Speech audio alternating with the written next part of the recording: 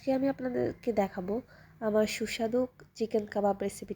শুরুতেই আমি আপনাদেরকে দেখাচ্ছি আমার আগে থেকে ধুয়ে রাখা মুরগি ডালের সাথে আমি পরিমাণ মতো হলুদ, রসুন, আদা এবং পরিমাণ মতো ধনে গুঁড়ো, এলাচ, দারচিনি, তেজপাতা দিয়ে কিছু তেল দিয়ে মাখিয়ে নিচ্ছি এবং এগুলাকে ভালো করে মাখিয়ে আমি চুলায় বসিয়ে দিচ্ছি। বসানোর পর এগুলাকে ভালো করে কষিয়ে পানি দিয়ে সিদ্ধ করার পর আমি ব্লেন্ডার জারে নিয়ে ব্লেন্ড করে নিচ্ছি।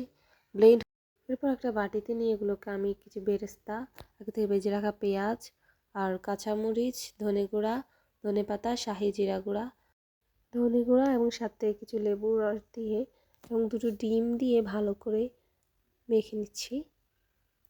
মাখানোর পর আমি এগুলাকে গোল গোল করে বড়া তৈরি করব।